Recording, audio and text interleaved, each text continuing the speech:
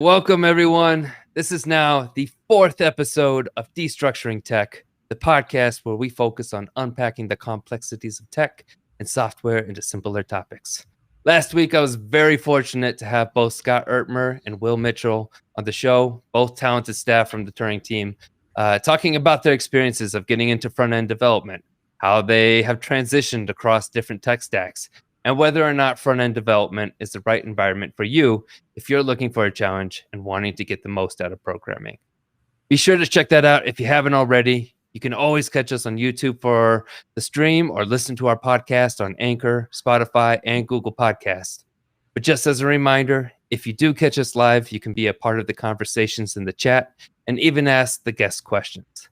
Last week, we had a ton of fun with the comments in the chat, and I hope we can do that again. I want to appreciate everyone that is watching, be it live or catching us at a later time. The support is always appreciated. But y'all know what time it is. I'm the host, Travis Rollins, and I'm one of the instructors at the Turing School of Software and Design. And I'm super excited to be joined by our special guest, Jev Forsberg, on the show. Jev is a software developer at Turbine Labs and was also just a great friend I got to work with back in 2019 at Turing. So 1903 alumni. Shout out to that cohort, by the way. Such an amazing group of people. But hey, how are you doing today, Jev? I'm doing great, Travis. Thanks for having me. It's a pleasure to be here. And yes, 1903, I think historically, just objectively, was the best cohort to go through Turing. Yes. So just put that on the books. Yeah, write that down. It's a secret, but yes. I think in a couple of weeks. Yes. No, it's not a secret. Yeah. It's out there now. It's out there. Yeah, actually. In a couple of weeks, actually, we got Taylor is going to be joining us too. So oh no way! Oh, yep. It's gonna be great. So, but yeah, did you do anything this weekend? Did you have a good weekend? Do anything fun? Yeah, I live in Denver, kind of western Denver, Sloan's Lake area. So I was just doing dad/yard stuff. I rebuilt a door. I did some cabinetry. I did some painting. I mowed. Oh, I was just like blowing leaves. Yes. You know how it is. It's great. Yes. That's awesome. That's great. How about you? What was your weekend like? Nothing too fancy. I was not doing too much dad stuff, but spent some. I'm not quite on the same level as you, Jeff, to be real. But caught up with some family. It was my sister's birthday last week, so fun. Had a great time with her, just hanging out. I went up to. This has always been my thing. I always go up to the animal sanctuary. Have you ever been up there before? No. This is it's a sanctuary where they kind of like rescue animals, including like tigers, lions, bears, wolves, all types of things. And great walk, super open area, great for the animals. So a lot of fun. Maybe something to go check out at some point. Cool, yeah, for sure. Yeah. Well, cool. Well, I know we got a lot of great topics, but I want to get to know a little bit more about you, Jev, especially for our listeners here. Sure. So you work at Turbine Labs. I do. How long have you been working there for? Oh, geez, great question. Let's see. August 30th. I started January 13th, 2020. So it's been just over a year and a half there, 18, 19 months. Yeah. That's awesome. That's awesome. Yeah. And what is your company? What does your company do? Like, what's like their product that they're creating? Yeah, great question. So we actually started in the journalism space, but we've kind of pivoted a number of times when we've noticed kind of holes in the market. And so now the main thing that we do is we kind of curate executive level business insights for medium to large organizations. So we have a machine learning and AI platform that ostensibly reads like 14 million different tweets, blogs, articles, journal entries, blah, blah, blah, blah, blah, comments, etc. a day. Does some NLP on them, does some rating of how relevant it is to certain topics. So a company comes to us and says like, hey, what do you think about the, Nike theoretically could come to us and say, what do you think about the shoes we just launched? How is it, how is it working for people? Like what's kind of the hubbub? And we just give them super detailed reports on what those kind of things look like. That's awesome. That's awesome. Yeah. Sounds like one of the big, puzzle or pieces to the puzzle, right, to making all that kind of work. What are you allowed to share? Like what kind of, like which companies you actually work with? That's a great question. I think we can.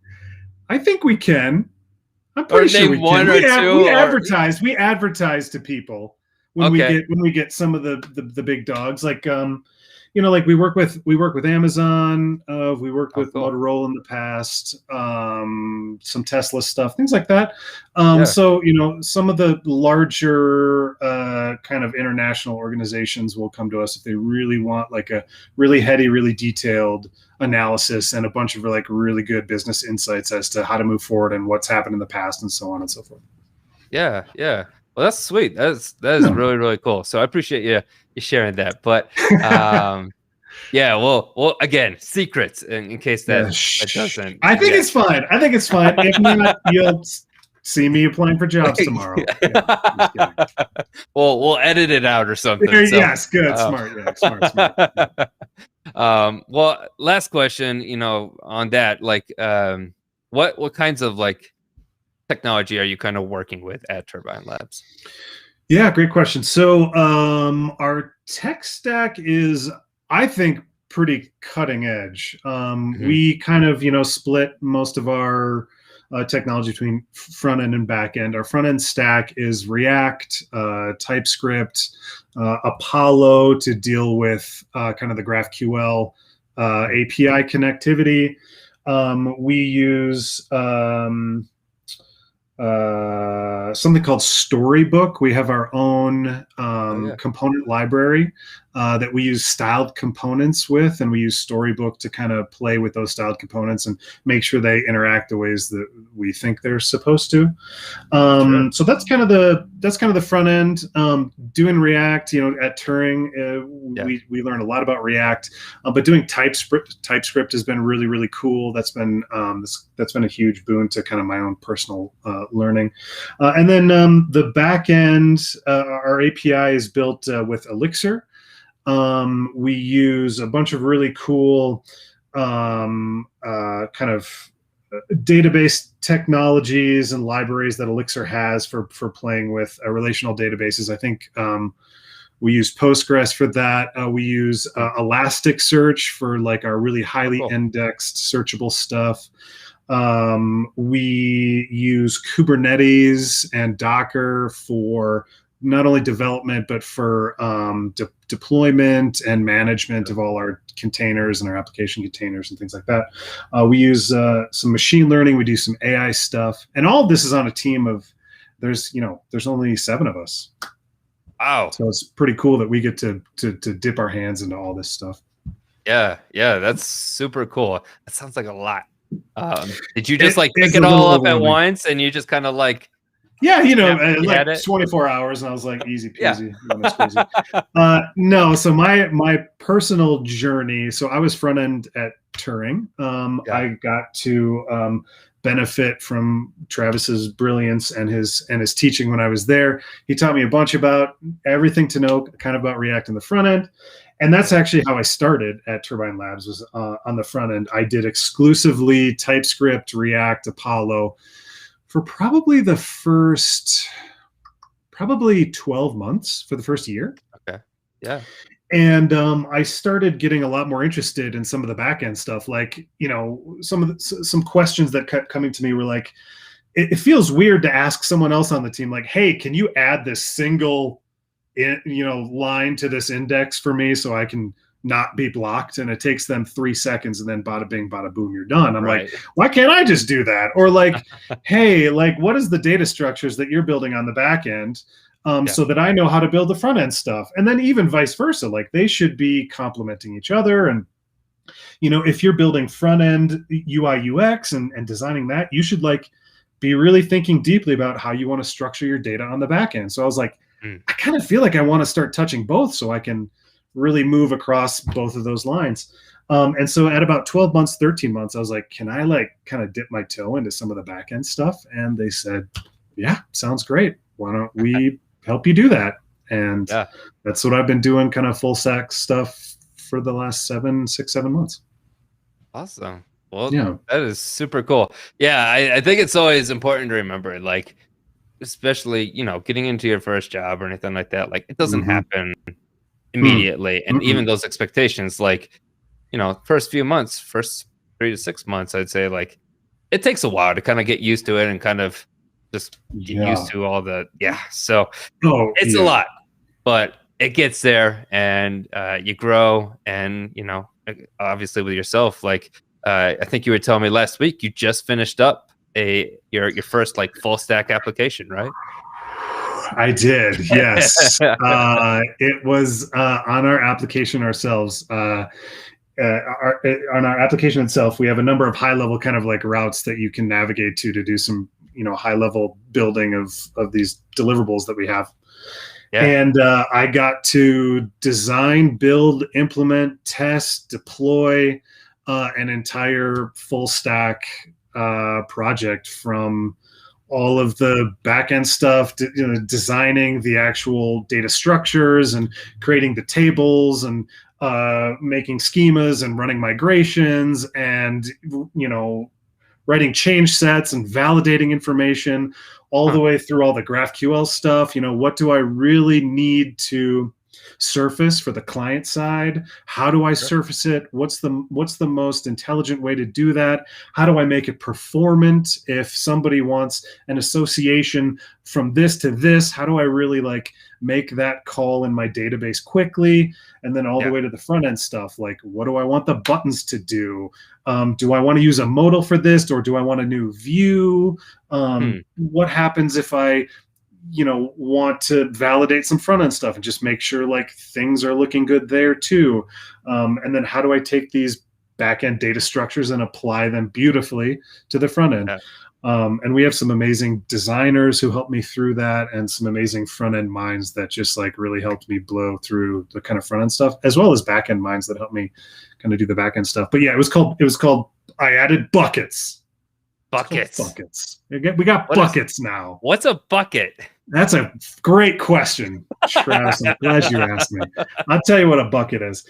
A bucket is exactly kind of what it sounds like. It is a container for you to dump shit into. So when our data journalists and the people that are making kind of the really strong insights that we deliver on these things that we give people, they are in our software, and they're looking at all of these recommended articles and tweets and blog posts that our machine learning and AI present to them.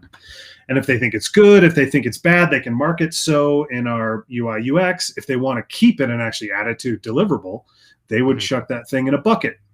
And then when they actually go to create that deliverable, whether it's a text or an email or whatever the client wants, they have that bucket available. They have all the things that they dumped in there that they just basically copy, pasta in there, add some insights, and it's good to go. So it's really, buckets were created to connect the experience of our data journalists with the massive kind of data and analytics that we actually have on the back end, for them to just get it really fast, store it, and get it back when they want it. Gotcha. Well, that's super cool. Major congratulations to you on that. Thank you. That is awesome. That's a huge win. Thank you. Well, cool. I want to keep talking about that, but there's again, a lot of things I want to cover. I think, it might be helpful just to kind of start from the beginning again, right? Sure. Like you mentioned, you went through Turing. That was, 2.5 years ago or something like that. Holy shit. Right? Right? That's crazy. What kind of got you into wanting to do software development? What were you even doing prior to that? Yeah. So I finished, I got my graduate degree in sociology of religion in 2012, and I was actually pastoring.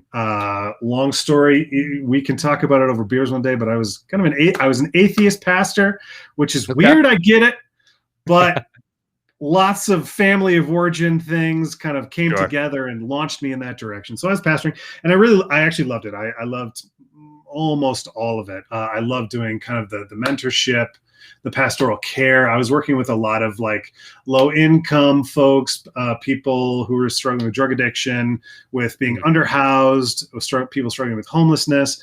A lot of students kind of near that poverty level as well, getting them the books they need, the food they need, enrolled in classes, things like that. I just loved doing all that stuff. But after a while, it was just like, it's so much to take on some of those responsibilities when you have a family. And, it's like, it's dark to see some of the stuff that the world creates.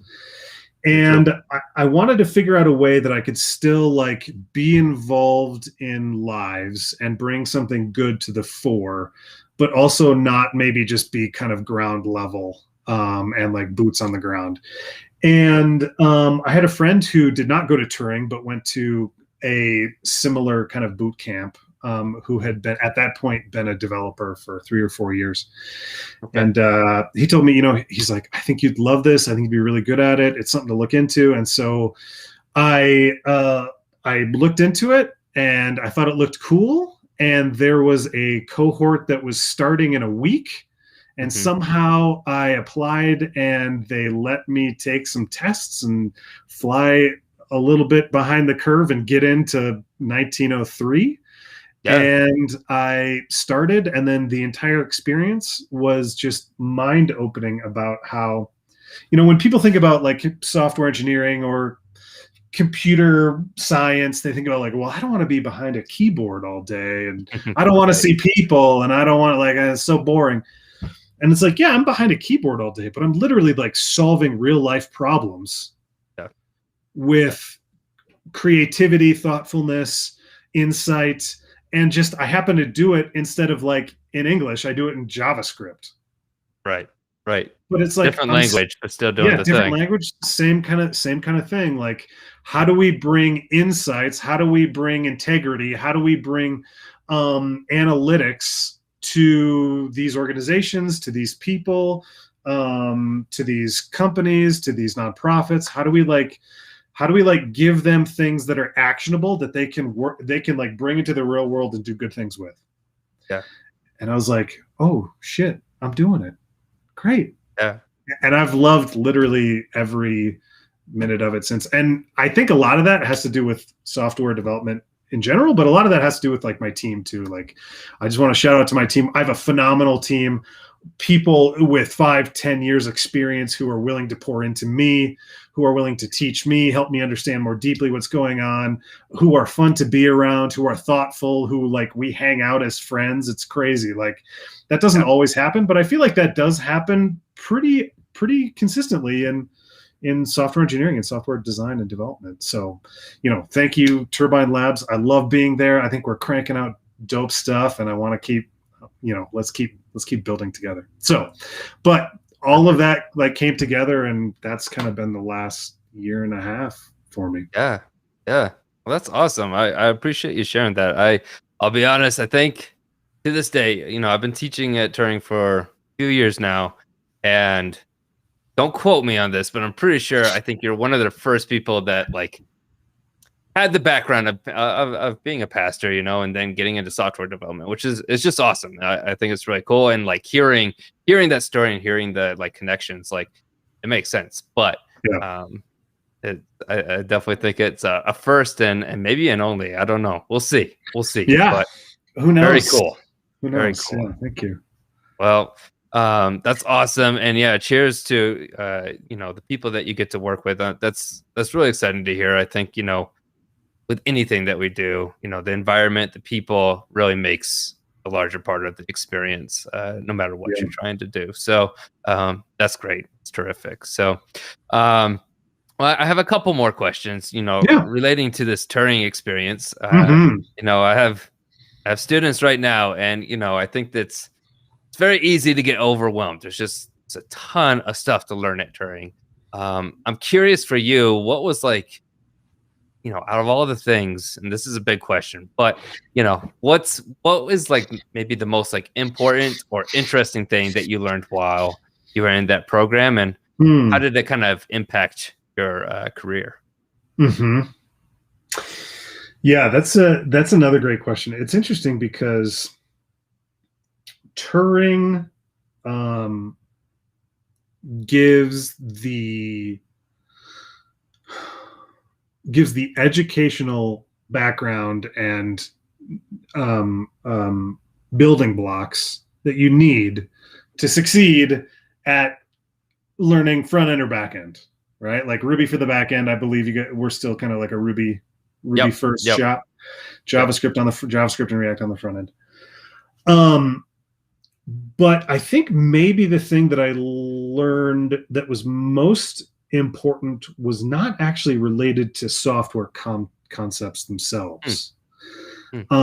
While those were incredibly important and still are incredibly important, I think like Turing has figured out how to not only like build the conceptual stuff, but also build out the interpersonal stuff, right? Like there's no projects really other than maybe the first one. I don't know if you guys have Dog Party still. No, that's been gone too. Yeah, I know. It's wild.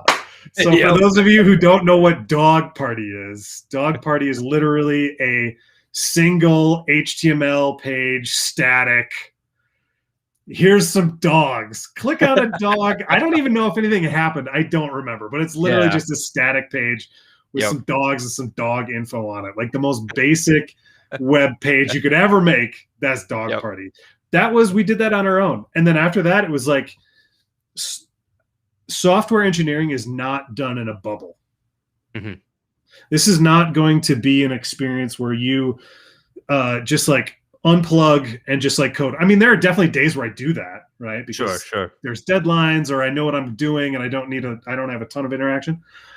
But Turing taught me that like software engineering is and should be done together with other thoughtful, intelligent people who are also buying into the mission and vision regarding whatever thing you're designing together.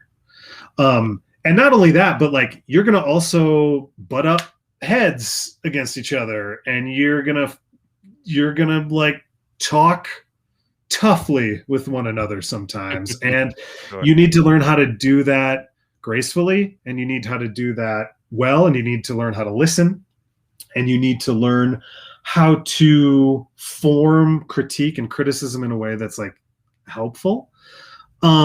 And this is true with a lot of professions, but I think maybe more so this, because like you deeply need to be on the same page about what your end goal, your MVP, whatever you're striving for together is. There's no like rogue rangers just doing whatever they want generally. Like we need to discuss what's going on, how we're doing it together. And I think fundamentally, I think that was the biggest thing that Turing taught me. That's awesome. Yeah, I really appreciate you sharing that. Yeah, it's so interesting, and I think you pointed it out. Like, there's a stereotype of like programming. You're just kind of like, coding by yourself, just hammering it out, and it's a one-person team. But there's a lot that has to be communicated, and to your point, like having multiple perspectives on things, like it's great to have that, because you may not be able to catch all of the things, right? Oh yeah. So, I still remember like I think mod 2. I think it was mod 2, but I was in a group of three total, me and two other folks, and we had our first like merge conflict on GitHub. Yep. And holy shit, Travis, like it took us literally like 4 hours to figure that thing out. Yep. And if we weren't together doing it, it would have taken 20 hours to figure out what the problem was. And like for me, that was such an eye-opening experience of like, I literally can't do it alone because there's too much to do. Yeah. And I can't do it on a team in my own bubble because you can't. Like, if you don't communicate, too much is gonna just gonna bang into each other, and you're gonna get nothing done. Yeah. Yep. And so that's what so much of what my memory of Turing was like, no, how do we do this on a team? Team of 2, team of 3, team of 4, it doesn't matter. We're here until we're done, and we're doing this together. Let's hunker down. Yeah. Absolutely. And that was amazing, and has journeyed with me throughout my professional experience as well. I was going to say, I'm sure that wasn't the first nor the last merge conflict that you ran into. So It was not. No. Nope. Oh God. Yeah. Yeah. Well, awesome. I again, I appreciate you sharing on that. Sure. I think I think the reality is like career changes. I've had a couple people, talking to me about career changes, and it's it can be very scary. And I think it happens at different points, but I think it can take a while to get that confirmation. Like when you dive into it, it takes a while to get that feeling of like, yeah, I did the right thing. And that's scary. Again, like, there's the money, there's the hard work that you endured. There's all these questions of like, was it worth it? When did it finally like officially like pay off for you? Or when did you kind of feel like, yep, that was the right thing? Yeah. Great question. Yeah, that is a great question. Well, let me first start by saying this, and I've told you this before, but and I've told my wife this before. Every day when I wake up, I get my 3.5-year-old up and I make coffee for my wife, and I literally tell her the same thing. I say, "Oh, sweetie, holy shit. Can you believe that Turing worked out for me?" Like I wake up and I like thank my lucky stars that things went so smoothly and beautifully for me, that I had my Turing experience, and then I found Turbine Labs and they found me, and it's just been amazing. I'm shocked that I am where I am, and I know what I know, and I can build what I can build now on a team of amazing people. Like, it blows my mind every day. But there were definitely times in what we call Mod 5, for those of us who have not been through Turing. There are 4 modules at Turing, and each one builds on the last. And after the 4th one, you graduate and you go out and you try to find work. But there is something called Mod 5, and I believe you guys still have Mod 5. Is that correct? Yep, we do. Okay. Where you still are kind of together, and you're doing job searches together, and you're trying to keep each other staying positive and things like that. And Mod 5, and I tell this to all my kind of Mod 4 mentees, but I'm like, Mod 5 is dark. Mod 5 is dark because all you think about is, did I waste my money? Did I do the right thing? Am I ever going to get a job? Everyone's telling me that they're so worried that things are saturated. The market is saturated. And what have I done? I've wasted the last 9 months. Let me tell you, they were telling me that in 1903. Let me tell you something else. I think they were telling that to students in 1701 and 1609 and 1602, and so on and so forth, all the way down. It seemed to work, and statistically, it seems to continue working. So I'll say that. Second of all, personally, my like return on investment has been crazy. Like, who do you talk to? And this is not true for everybody, but this is true for a lot of people. Who do you talk to that they're like, "Hey, Travis, I love my job and the people I work with, and I get paid more than I should"? Like, who says that? Nobody says that. But that's like kind of how I feel. A lot. And like, yes, you're going to spend some money. It's not cheap. You're going to do this thing, and you're going to spend emotional capital. You're going to spend time. You're going to spend energy. It's going to like bankrupt you in a lot of ways. It's going to feel like, right? Yep. But once you get out there, if you do your due diligence, you like work hard, you do the thing, like it seems to pay off. I don't know how. It seems to work. But for me, I think like that realization where like finally, like I was like, oh my God, I made it. It was, I think probably month 5 or 6, where our senior front-end developer, his name is Taylor. He's amazing. He's taught me everything I know about like modern React, functional components, TypeScript, like everything you need to know. This guy has like patiently sat down and dealt with my bullshit and taught me about. And I think it was like month 5 or 6, and he's like, "Hey, we need," I don't even remember what it was specifically, but he was like, "We need this thing." And he was like, do the thing. And I remember being on a Zoom call with him and being like, okay, I'll do the thing. And then I hung up the Zoom call and I was like, okay, so that means I'm going to have to bippity boppity boopity bippity. And I just started working and I was like, did I learn how to do the thing? Right. I know the thing. And it probably wasn't even that complex, but it didn't matter. Sure.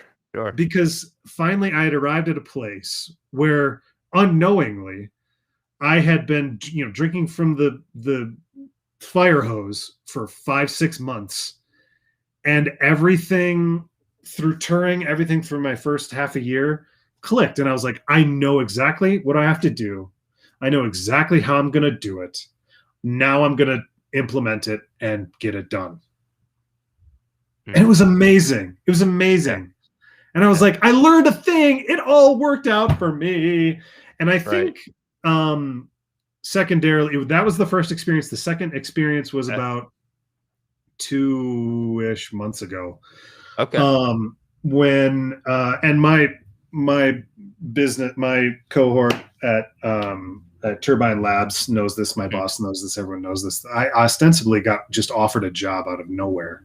Yeah. Like someone's like, I heard about you. I heard you're great. Do you want to work here? Here's more money. And I was like, do you want to talk? They're like, we don't really have to. And I was like, oh, I could be terrible. But I knew the people who were there and what was going on. But I was like, I remember saying to myself, that sounds great, but I'm just interested in seeing what happens with where I am. I just love it. Yeah. And that was the other confirmation. I was like, okay, if things go south, if I need to move somewhere or, something happens at Turbine or whatever, I now have enough experience where I can pretty solidly just kind of find work. And it's not going to be a huge, scary, blood pressure heightening, fear inducing, anxiety creating experience. I could probably just apply a couple places and I'd probably be good in a couple weeks. Yeah. And that feels really good. It feels really, really good, especially as a parent and a husband. 100%. Yeah. Job stability with the family, especially during these times, right? Just super,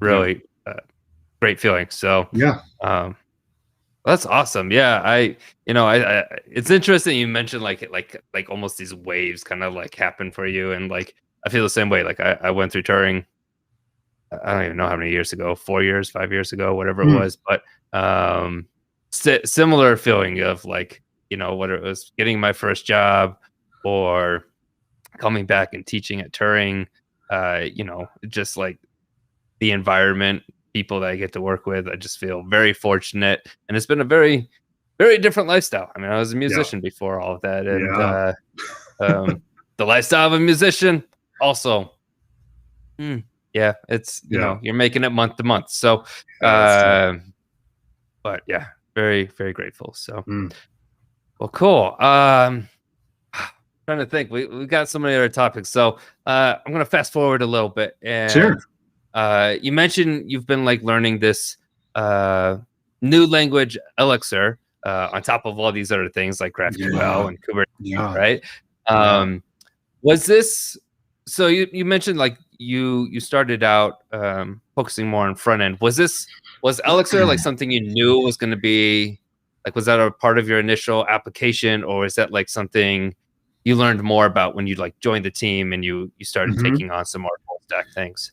Yeah, no, I mean, I was applying to front end jobs. That's what I was. I was a front end developer. That's all I knew. I didn't, I didn't know anything really about the back end. Gotcha. And it really just was something that just started interesting me more once you start building out experience on the front end. And getting to know really how React works and JavaScript or TypeScript and how to, manipulate data on the front end and how to display data and how to conditionally render things appropriately and how to test for edge cases and do all that stuff. Once you kind of get in the flow of that, for me, at least, the next logical question or interest for me was okay, this is what I am learning how to do with the data that's given to me. Yeah. Like the API, I ask the API for stuff and it gives me stuff, and then I do all this cool stuff with it. But like, what is this stuff? Who's making this stuff? Why is the stuff the way that it is? What if the stuff was different? Would I have to think about it differently? And those were the questions that I was kind of asking myself. And we already had our API kind of, when I came on, the engineering department was probably only about a year old, maybe 9 months old. Yeah. Something like that. Sure. And so we started kind of building out our API and, doing all of our data crunching and analytics and things. But I knew nothing about Elixir. I just knew that was the name of the language that we used. And I knew no other language either, like JavaScript. Like people say TypeScript's kind of another language. It's pretty much the same. You just got to tell it what kind of thing is going to be in the thing. Right.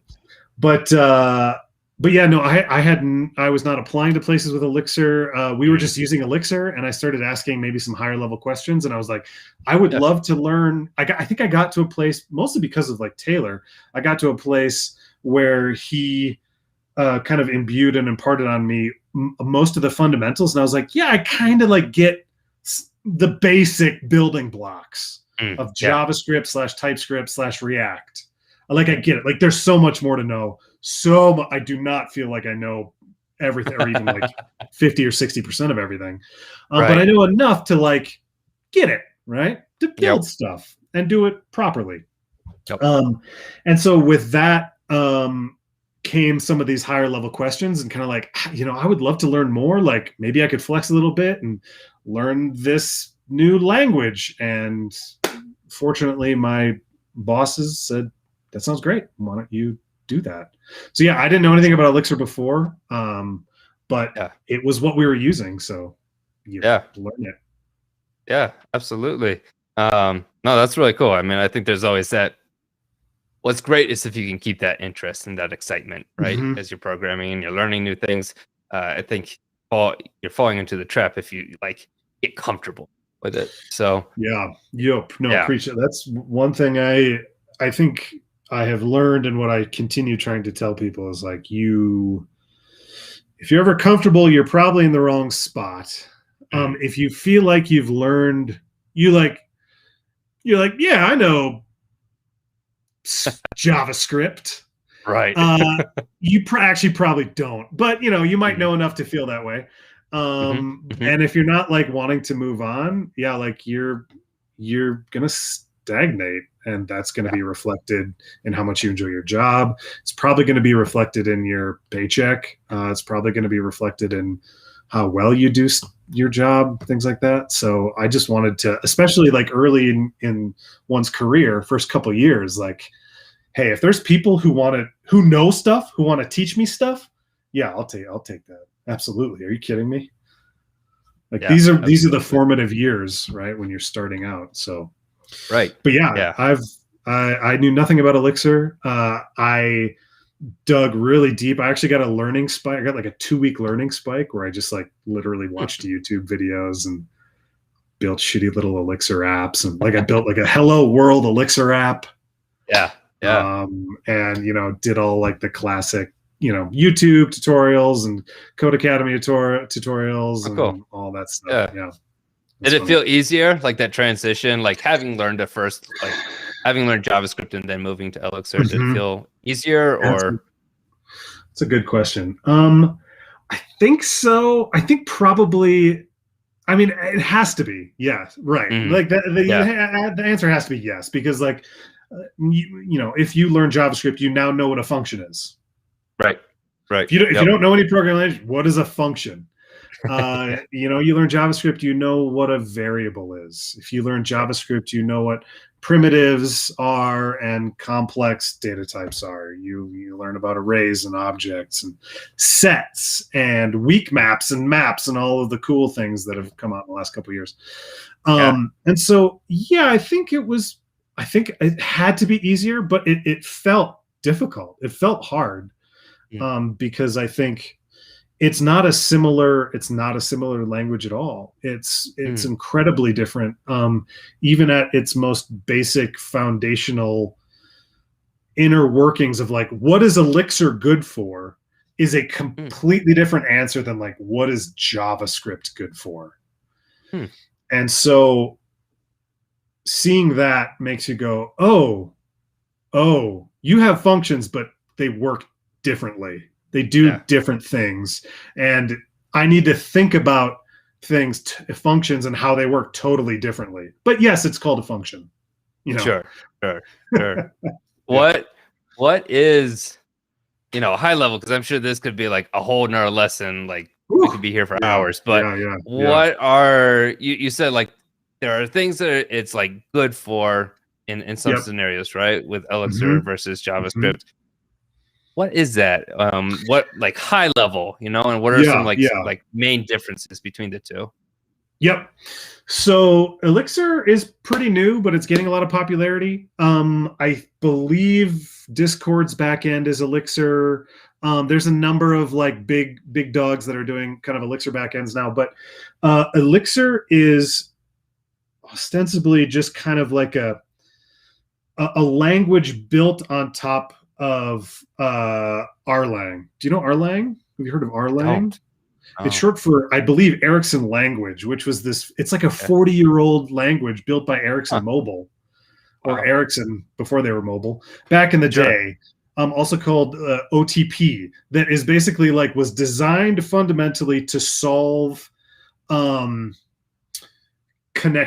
and continuity problems. Like if 100,000 people want to call each other at the same time, that's going to break a server that's not prepared for it. Sure. And so Erlang is built to handle hundreds and thousands and tens of thousands of parallel actions or jobs or agents or whatever, processes, basically. So like if you want to, in JavaScript, for example, if you console log 1 through 50, and then directly underneath it, you console log 51 through 100, and you print that to your console, you're going to get 0 through 50, and then 51 through 100, right? Right. Elixir is set up so that if I inspected those same ranges of numbers, I could start 2 different processes.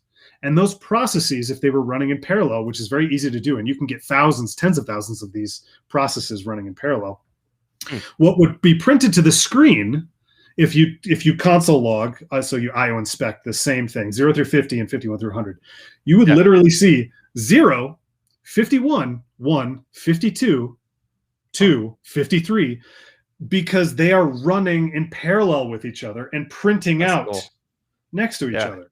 So if you have high-level calculations that you're doing that need to be sent to another process for analytics, that need to be sent to another process that's also currently running, doing your machine learning models, that also needs to be sent to the server to be dumped into the SQL database that needs to be then and this and this and this, and this job is crunching and this job has this, and you need them all to talk to each other. That's what Elixir does.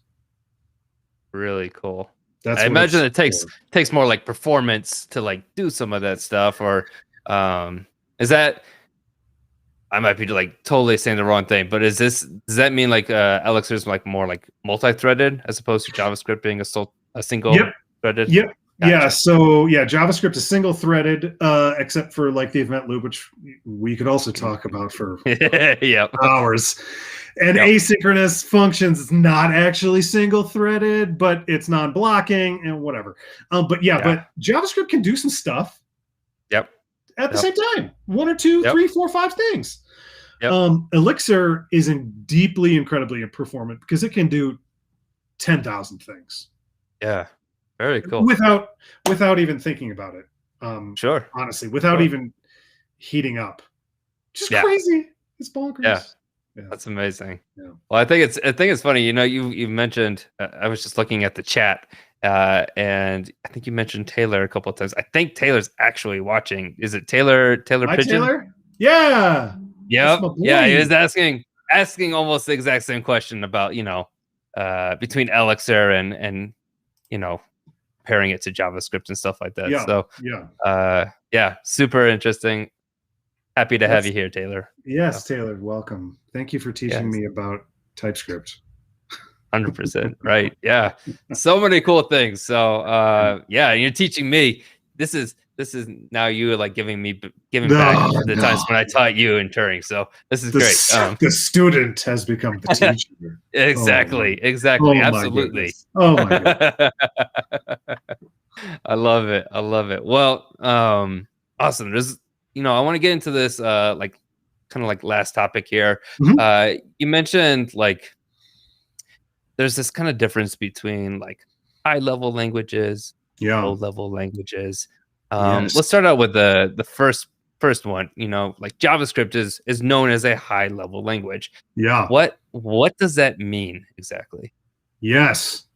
Great question. This is something that I talk about with my mentees a lot because, JavaScript is a very high level language. It's, one of a handful of probably the highest level languages. And when I think about high level or low level, generally my brain goes to level of abstraction. So the lowest, most base level for me is like machine code. And that is literally the zeros and ones that are entering your CPU or any sort of your GPU or whatever processor that you have and doing the things. It's rendering to the screen. It's making calculations. It's saving things to memory. It's recalling things from memory. It's doing all those things. It's literally like 0, 1, 0, 0, 0, 1, 0, 1, 0, 1, 0, 0, 0. And the farther you get away from that, and the closer you get to ostensibly English, is the movement away from concreteness to abstraction. So for me, the closer a language is to written or spoken, and in this case, English, I think honestly, most or all programming languages are in English, which is crazy and weird. I'm sure there are some. I haven't looked into it. But the farther away it gets from zeros and ones, and the closer it gets to a spoken language, a spoken or written language, if you can like look at a language and be like, oh, this does blah and function to add to number. Oh, right. The higher it is on the abstraction ladder, I would qualify it. So like, JavaScript is like one of the closest languages to just English. Python is very close too.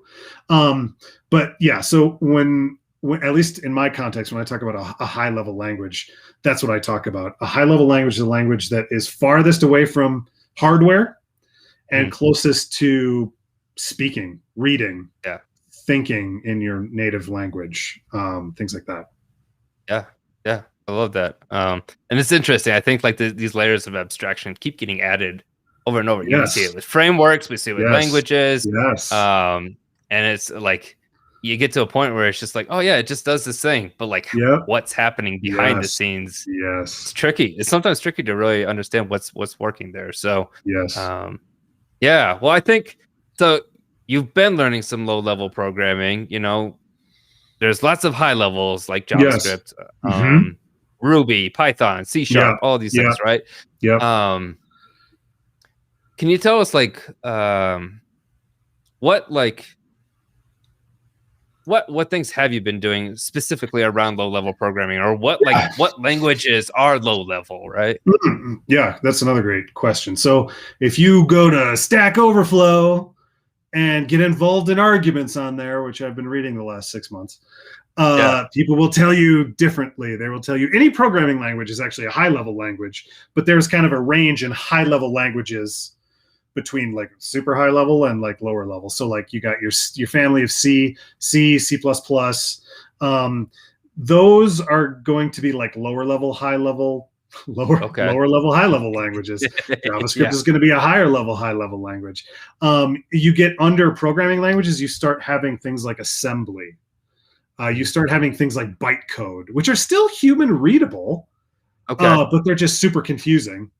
Like you wouldn't, at least I don't know about you. I look at assembly and I'm like, I don't fucking know. Or bytecode. I'm like, I don't know. It's not zeros and ones. It's not zeros and ones. It's English. There's some English in it. Ish. But yeah, it's not like straightforward kind of like what's going on there. So those are more like some people have coined like medium level language. So like C, some people have called C in the C family, C and C++, the medium level languages. And that, of course, is what like the interpreter for JavaScript in Chrome, V8 is written in. I think most interpreters are, except for there's actually one written in Java. There's actually another one called Narcissus. Narcissus. That's written in JavaScript. Really? The JavaScript interpreter engine is written in JavaScript. Look it up. It's called Narcissus. I gotta look that up. I'm like, what? Yeah, right. I think the last add to it was like 10 years ago on GitHub. Oh, so okay. Probably don't use it, but anyway. Don't use it, but something to look into.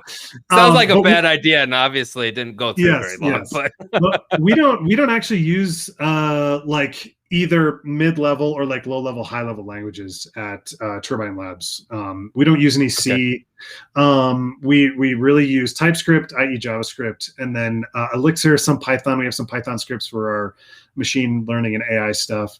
But where those things come in handy is understanding fundamentally what you're not doing in JavaScript, what you cannot do in JavaScript. If you were writing an application in C or C++, and you say, hey, in JavaScript, you're like, let A be assigned to an empty array. Right? And you're gonna pop some stuff, you're gonna push some stuff, you're gonna unset and set, or no, you're gonna shift and unshift some stuff in there, right? Yep. That's all you have to do. That thing is declared.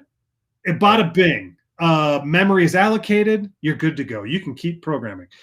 In C and C++, you have to say, hello, C or C++ compiler. I need to allot enough room for an array. And it's like, cool. What kind of array? And you're like, a contiguous array, not like a linked list. And it's like, okay, how big? And you're like, I don't know. And it's like, no, how big? And you're like, 50, 100. Like you have to deal with ideas of creating memory space and allocation for your variables.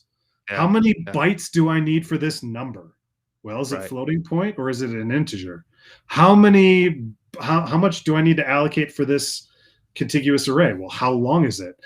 Maybe I should make it a linked list, because if I do, it doesn't need to be contiguous. What happens if I declare a variable in JavaScript and then I don't use it? Nothing. It gets garbage collected.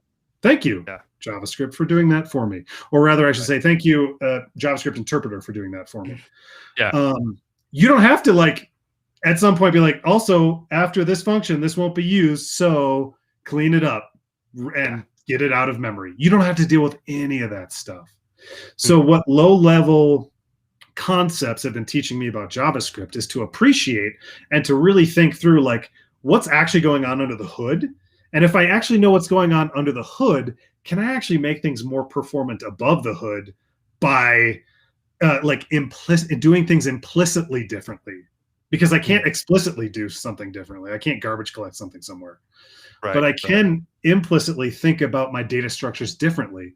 I can think about how I look things up differently. I can think about where I use huge, beefy, chunky variables and where I don't use them, so that it can be garbage collected quickly and not have to take up more memory than it needs to, things like that.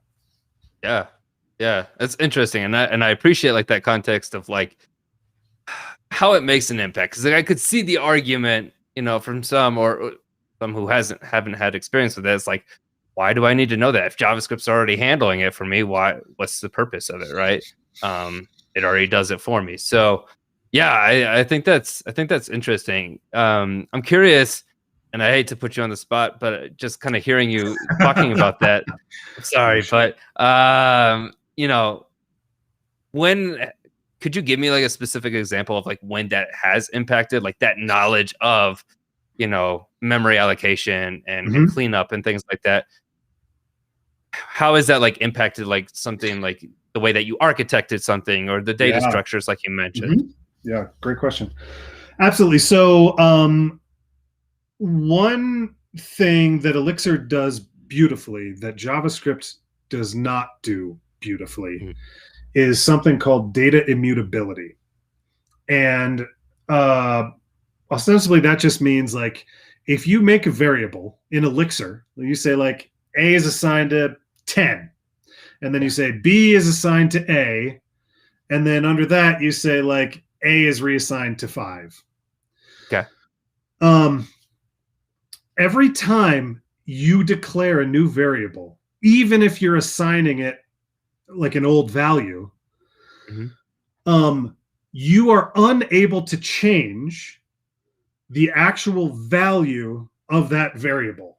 It looks like you're reassigning it, and you think you're reassigning it, but what's happening is you're just making a copy of it and assigning the copy of it to the thing.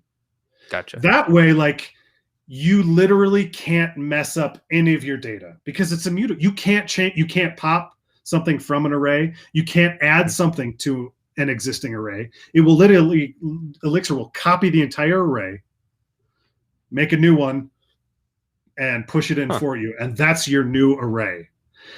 And because of that, your data is inflexible. You can't accidentally change things behind the scenes, but you absolutely can in JavaScript. We have a variable declaration called const, which I'm sure a lot of your students have either learned so far or are going to learn soon. Yeah. Const, people talk about it being immutable, and it kind of is, it kind of isn't. It's really more of like a read-only type of declaration. But you can still mutate data a second level into any sort of const declaration. Let's say you have an array of like 4 numbers. You can still add things to that array. You just can't change it from an array to an object or change it from an array to a string, right? Yep. So JavaScript is not immutable. It's highly mutable, and it's mutable in ways that don't make sense sometimes. So I spent literally, and thank God Taylor was there, and another one of our front-end developers, Caleb, because he also sat down with me to help me figure this out. But I literally spent 8 hours one day, a full work day. Sorry, Josh, my boss. That's what I did that day. I was passing an array of complex objects as filters to a modal from its parent's React component. And in the modal, I was like playing with stuff and changing values and things like that. But I never, not once, took those values and then reset state with those values. Gotcha. Yeah. I said, like, if you hit cancel, even if you play with it and you hit cancel, don't update state. Just have state be its original state. And like nothing ever happened. But every time I played in that modal and hit cancel, everything I played with still got updated. Yeah. Which is not supposed to happen. You're like, no. I didn't use the dispatch set state action to update state. You should not be updated. And it literally took me a full day to figure out, well, that was happening because while you can't mutate the array into a different data type or whatever, because that reference is immutable, the reference to that first layer, the references to everything inside is absolutely mutable. Yeah. And so it made me learning Elixir, and this is the last thing I'll say, made me fundamentally reassess how I build components and manage state in JavaScript, because it forced me to say to myself, where am I manipulating things and how am I doing it? A, and B, should I just straight up make a deep copy of this thing first so that ostensibly it will act as though it were immutable, because it's not. The references, if you deep copy it, the references are cut to that original one. This is a totally new one. You can play with it all you want. You can still update the old one with the new one if you want, but you're not playing with your original data, right? You're not if you make a perfect copy of it. And so not only did I waste a day of my life, and I say waste, I'm glad I learned that lesson. I learned it the hard way. Yeah, of course. But it fundamentally made me rethink how I manipulate data in JavaScript with immutability in mind. And there are actually libraries, I think, called Immutability JS that like were built exactly for this. For sure. Yeah. And so, yeah, so that's kind of where some of that non-JavaScript lower level knowledge has helped me kind of reflect on how I currently am working on my JavaScript TypeScript projects. Very interesting. Yeah, I appreciate you expanding on that and sharing that, because that's, yeah, it's interesting. I feel like these things can be taught, right? Like, oh, you know, like make copies of things, right? But like understanding like why, what's the purpose of that, right? Like why, or like how to do that, how to make a deep. Did you know there's no way to deep copy natively in JavaScript? Yeah, there's no way. You can't. Yeah. If you have an array of objects, you literally cannot deep copy. There is no deep copy function. Right. You have to use Lodash or do the shitty thing I did, which was JSON stringify the whole array and then parse it again. Yep. You turn it into a string and then you unstringify it. Easy. People were like, "This is not the best solution, Jeff." I was like, "Yeah, yeah, it's a solution. It is a solution that works. That's it works. Yep, exactly. Awesome. Well, you know, I really appreciate it, Jev. This has been absolutely amazing. I definitely feel like we could keep going and going and going and endless questions, but maybe another time. But start to wrap some things up. But I have to, ask this before we kind of wrap things up. Sure. You just finished up wrapping this last project, right? What are you kind of working on next? Yes, I have another full stack project that I'm very excited about. This one is called Deliverables, and it will be kind of the same process as last time. This will be a high level route on our client side, and I get to build out everything from back end to front end. I have some great designers that are helping me do the front end stuff. I have some great minds on the back end that are helping me do the back end stuff, but I am moving into the testing phase.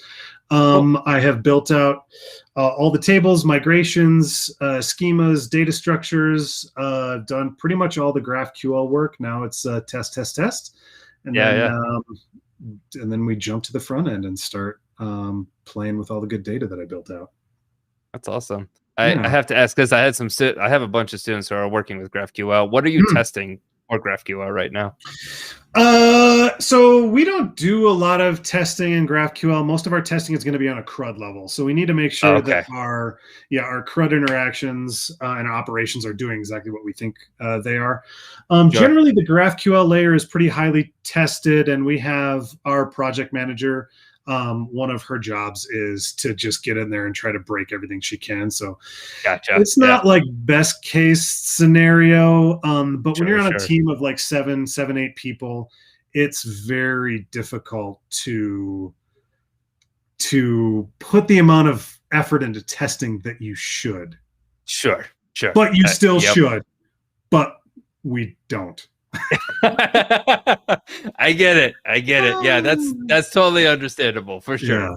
Yeah. All right. Well, one or two last final questions. Is there anything new that you want to get into over the next year or two, like either in programming, technology, professionally? Yeah, so many different things. But great question. I actually just talked to my boss Josh about this. I would love keep doing full stack stuff, learning more of the back end stuff. There's a lot of back end complexities, of course, that I have not gripped fully yet. But building APIs, I'm starting to get a hold of, but interacting with third-party APIs is a whole different thing, right? Like we do a lot with SendGrid, we do a lot with Meltwater, we do a lot with big data providers, GCP. So I would love to get more into like building code that is taking advantage of third-party APIs. I think that'd be really cool. And then secondarily, get more into Kubernetes, which is like a container orchestration tool that a lot of people are using, and that's just kind of a hot word right now. But doing container orchestration, and we're looking more at pods and clusters and how to allocate the correct amount of memory and CPU power, and probably building out YAML files and shit. Ooh! Sure. Yeah. And maybe like the CI kind of CD pipeline type That'd of be thing. cool. Maybe some DevOps, because we have to do all that ourselves in house. So Sure. maybe move in that direction. Yeah. Very cool. Well, awesome. There's a lot of exciting stuff. Yes. I'll have to check in with you in another year or whatever. Yes. We'll do this again, and you'll have to Yes. share some of the new things you've been learning. So Love to. awesome. Well, if our listeners have like any like further questions, or just want to follow up along with the work that you're doing, is there a way that they could reach out to you? Yeah. If they're a Turing student, they can find me on the Turing Slack channel.